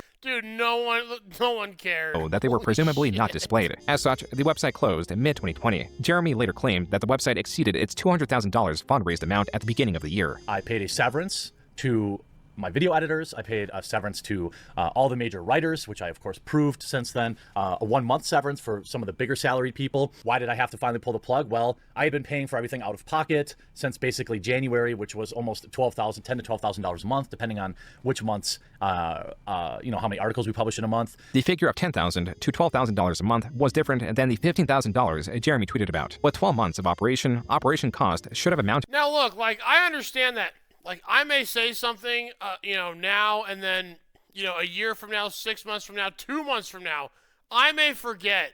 But if someone were to, like, bring it up and say, well, you said this, and now you're saying something different, I would either have to correct myself, or I'd say, well, I didn't give you accurate, or I was lying, or, I don't know, dude. I don't know. This just, when you don't lie, you don't have to remember specifics. to $120,000 to $144,000. On the website QB Farms, a verified poster and alleged friend of Jeremy claims that Jeremy was not being too dishonest, that he did pay out severance, and Jeremy was mostly hands-off when it came to the website, and it was mismanaged to hell by infamous commenter Ian Miles Chung. Quote, after I left, Ian was eventually fired for failing in his duties and scamming Jeremy. To my knowledge, the site never fully recovered. Things behind the scenes often seem to be messy or disorganized. As for how a site with 200 grand failed, well, Jeremy wasted a lot of funds. On the site, mind you. I won't share figures, but the design team got paid exceptionally well, as did IMC, among others. I think Jeremy just got in over his head and trusted the wrong people. I don't have access to all that. All I know is that Ian was paid, I believe, $2,500 to $5,000 or so per month. Unquote. Jeremy, at a later date, revealed that Ian Miles Chung lied to his face in claiming the website needed more support. Jeremy complied, and Ren, an additional quote-unquote employee, was hired. From what Jeremy gathers, Ren was an e-girl who Chung bought an iPhone 4 and was sending money to. When I confronted him over it, he had a mental breakdown, a bawling breakdown on Skype for stealing not my money, but your money. The people had backed the project. It was $645. He would have gone right on stealing my money, stealing your money, had I not figured it out, okay? To add to Jeremy's financial strain, he was dropped by sponsor Dollar Shave Club in June. When he did not receive a reply from the company, he assumed it was because of his content. This is something he made a video on, titled, Sponsor Dropped Me for Not Being Woke. Goodbye, Dollar Shave Club. The following day, Jeremy tweeted, quote, after over a week, Dollar Shave Club replied on why they terminated my partnership after I uploaded a video about it. They claim that it is performance-related and shared the data with me. The data supports their claim, unquote. Jeremy was not happy. Okay. Oh, so that means you didn't perform. Oh, weird. A pleasant time on Twitter, to the point that on July 27, 2020, he announced he was leaving altogether. I'm not a small channel anymore that really needs that video to go viral on Twitter to live. Right now, I'm concerned about being a better husband, better work-life balance, and removing the toxic elements that are causing my hair to fall out at an increasingly rapid rate. On Twitter, there was much celebration. 3 days later, Jeremy made a video doing two things. He showcased these tweets of celebration and was adamant about having multiple gay dads. 2,300 likes. A lot of people hated me on Twitter. Also, I have two dads.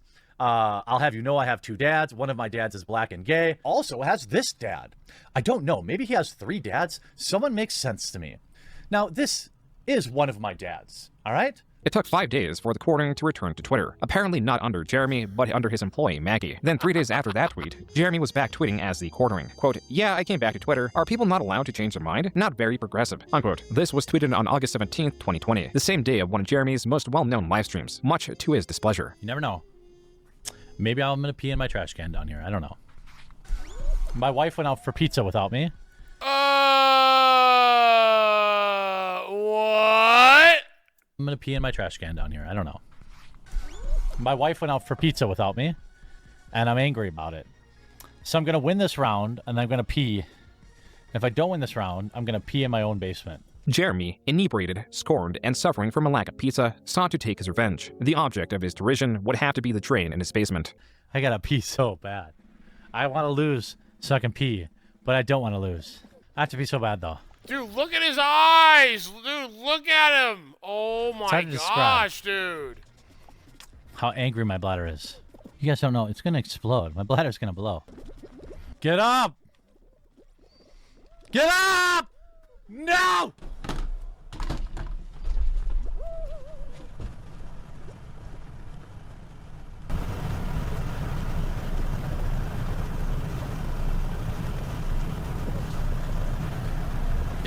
Is he really pissing in the trash? I've literally never lost that round. I've never lost that round. I've never lost that round. Oh my god. I just peed in my basement. No, not in the kitty litter. Just in the drain.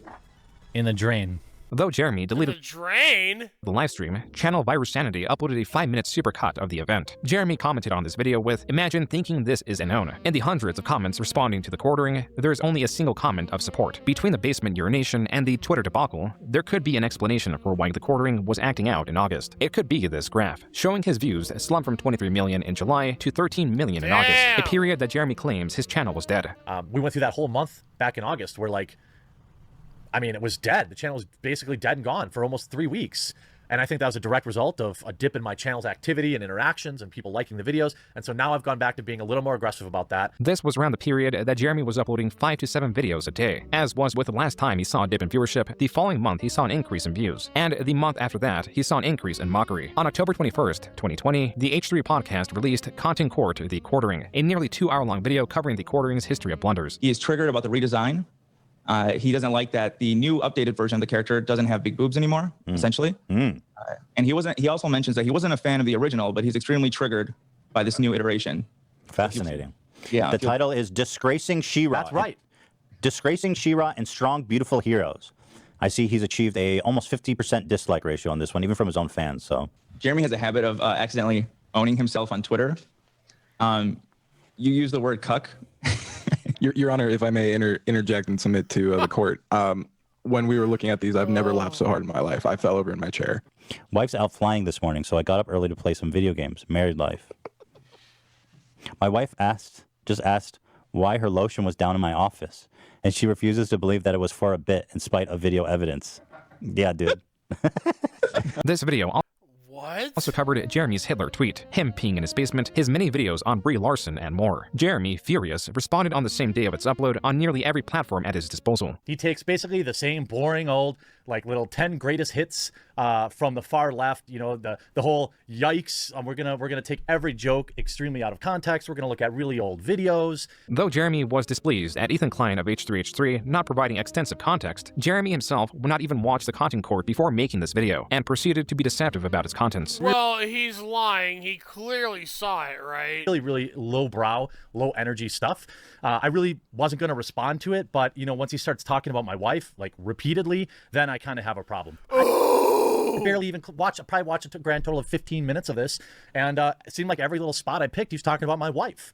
My wife is somebody that remains offline, does not interact with anybody, and no, I don't believe she's fair game, you know, because he can't stop talking about my wife. I think he's probably jealous. I mean, my wife is a beautiful woman. She's, you know, funny and kind, and she hasn't been with Keemstar. It's sad how far Ethan Klein has fallen and how he's just basically... What did that mean? You know, he used to produce great content, and now he just lazily regurgitates content he read, you know, about other content creators. Jeremy would make it seem as if Ethan Klein was making disparaging remarks about his wife. The top comment reflects this and celebrates Jeremy's own comment, insinuating that Ethan Klein's wife slept with another creator. In the content court video that Jeremy did not watch, Jeremy's wife is only brought up when Jeremy brings up his wife. From when he urinated in his basement, to his comments about her disbelief that he was not using her lotion to masturbate. On Twitter, Ethan asked Jeremy for a timestamp for where in the content court he insulted his wife. Jeremy instead responded with, quote, "Ethan, I appreciate the free promotion and your concern about my dick size, my sex life, and the lineage of my family. This video is defamatory and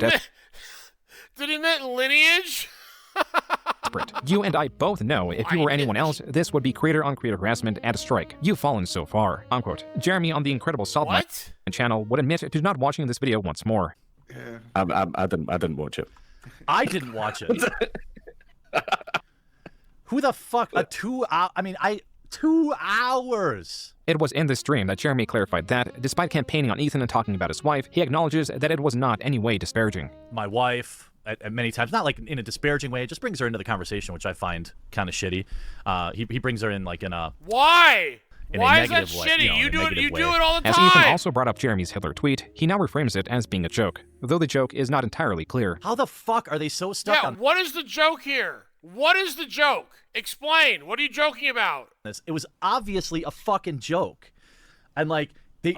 this is the thing on Twitter. They said, what did you say again? I said, it was really obvious. Yeah, of course it was. It was like another Hollywood person said Hitler bad. And I was like, ooh, stunning and brave. And like, and then everyone's like, oh, he's pro-Hitler. That's not what you said. Jeremy's co-host would join in on mocking Jeremy. Don't do me like this. Don't do me like this. Brie Larson, set to last 24 hours. Oh, good. There's one. Right, okay. I'm just going to put the little stopwatch on my screen. I'm going to hit go, and then I'll talk for 10 minutes. As soon as that hits that 10-minute marker, is it? Oh, it's 8 now. All right, okay. As soon as that hits 8 minutes, I'm just going to hit stop. Anyway, there's so much that I would want to talk about in regards to Brie Larson. Ding, 8 minutes. But we can get into that another time. Thanks very much, guys. Like and subscribe. Goodbye. Another clip coming up next. I'll see you in a few minutes. To add to Jeremy's stress, though he was uploading more, his viewership was no longer increasing relative to how often he was uploading. Because you upload like fucking 4 videos a day. Yeah, 7 to 10 usually every day. Because I usually do like 2 to 3 on Midwestly too. I'm getting fatter, and like my heart can't be in great shape, you know, because I'm spending so much time sitting at my desk, and like, but fuck, man, when it's like you get on that fucking heroin drip of you know, AdSense revenue every single day, it's like, what? Fuck, it's really hard to get off it unless someone forces you off, like you quit cold turkey, like getting demonetized or something, you know? Though Jeremy sought endless growth, the more traction his videos got, the more opposition he received. Just a day after the content court was uploaded, the Quartering is a Nazi subreddit was created, a small but growing group of Redditors who greatly disliked Jeremy. Conversely, by the end of 2020, the Quartering surpassed 1 million subscribers. Rather than focus entirely on covering articles, Jeremy continued to make videos giving attention to his critics. I got hammered on a Twitch stream once and peed in the drain in the unfinished part of my basement. Like, I don't even care about that, but these people are obsessed with it. It's hilarious. Oh my gosh, he sounds like DSP. How many times have I said that in this video? He literally sounds just like him. If it didn't bother you, you would never say it. Yes. Like, look, when you have no mortgage on your beautiful home, you can pee in it wherever you want. And the fact that they think this is some kind of own is weird. It's never something I denied. Jeremy, on the Incredibles hotline, would admit to urinating in or on several more places. He calls me one night at like 1 in the morning. I happen to have people, I'm just fucking obliterated. And it's Mark, so I'm like, I gotta answer it. It's the first time he's ever called me. And so I go out in the garage, and I'm smoking a cigarette while I'm talking to him. He can hear me smoking. He's like, oh, you smoke? I'm like, oh, I felt judged a little bit. And then I had to piss so bad, but there was like music and everything else going on in the house. So I just start pissing in a bucket. Like there's a 5-gallon bucket in my garage. Oh, you sick animal. I start pissing in a bucket, and a dude comes out. My buddy comes out. He's like, what the fuck? You're pissing in the garage? All I hear is like a 10-second silence from Mark. Mark's like, do you need me to call you? Do you want to call me back? I'm like, no, he's just joking. He's just joking. I'm not really pissing in my garage. Why do you keep pissing in random parts of your fucking house, man? My wife, like, sometimes, like, I get home late on, like, dart night. It's like, I usually get home, like, 1 in the morning, and I've been drinking since, like, 5 or 6, and then I take the dogs out when I get home so then I can sleep in a little bit longer. And then, like, oftentimes I'll be standing out there with the dog who's peeing, and then I'm also peeing. And then she, like, got up one night and saw me out there taking a leak next to the dog who was also taking a leak. She's like, gross, why don't you just come inside? I was like, what do you mean? I'm right next to the dog who's pissing in the lawn. What's the difference? Sometimes I'll take my dog out. He's still got to be on a leash, and like I got to piss too. So I'm like, I'm gonna piss. So you'll just piss in people's yards? And he's like, he's pissing, I'm pissing. And like, if he gets done first, he's like, what's going on over here? I'm like trying to hold him off while I'm pissing so I don't piss on him. I'm like, God damn it. Yeah. Anyway, yes, I have pissed on my dog too. Jeremy, facing undue stress, released a video in February because his channel performed poorly the day before. Every year, seems to be 2 to 3 times a year, there is this algorithmic reset or a shadow banning. It goes by very different names, but if you've been around, you know that this channel has talked about it several times. My channel being affected very negatively by this most recent one, cutting views by as much as 50%. Now, a lot of people might say, oh, people just are getting sick of your stuff, or I didn't really like it. No. I have a big enough subscriber base that to lose 50% of your video or views in a day is way bigger than just a few boring topics. And I put so what do you think it is? About it this morning, and more than a dozen other creators reached out to me confirming the exact same problems. It is super stressful. When this stuff happens, I pace around my house wondering about how to change my financial decisions, etc. And my employees wonder, and they see this type of thing. Mental stress that YouTubing, and look, yes, I know being a coal miner is more difficult. Being over-the-road truck driver is difficult too. I understand. Wait, difficult too? Yes. You should not be stressing out over this kind of work. If this is what you do full-time, no. Okay, I'm not complaining about, I'm not saying YouTube is the most difficult job ever.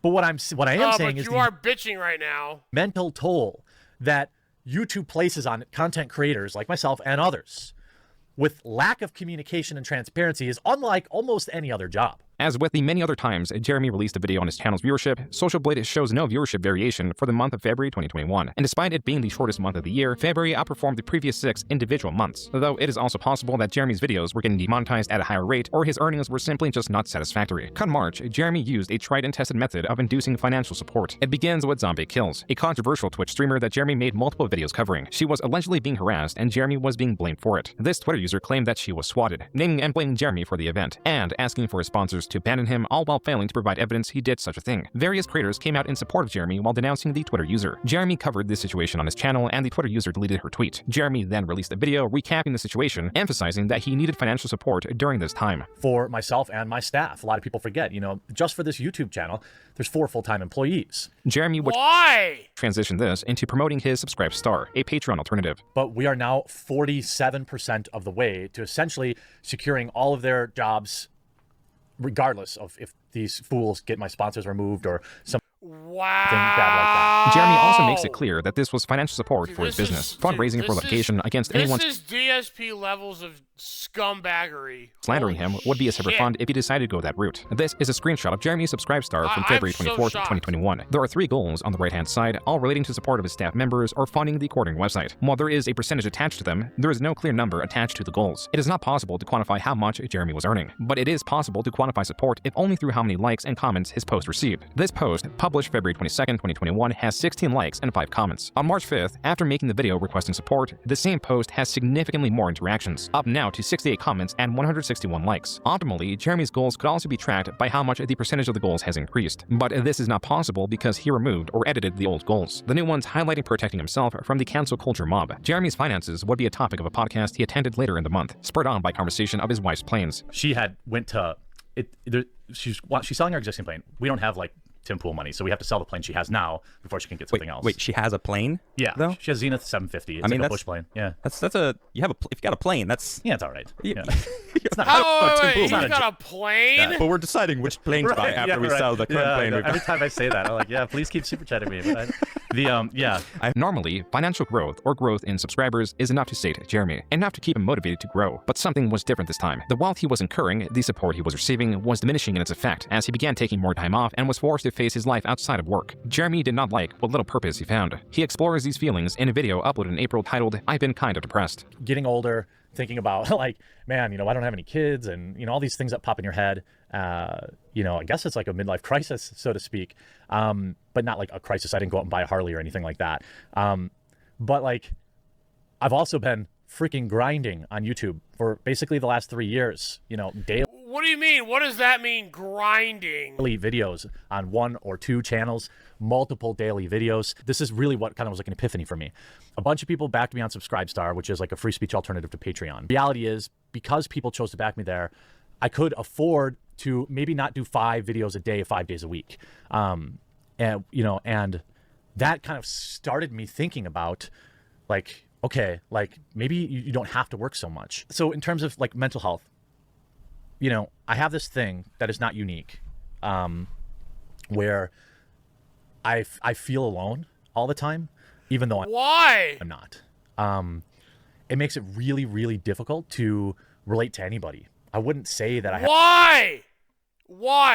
have any close friends.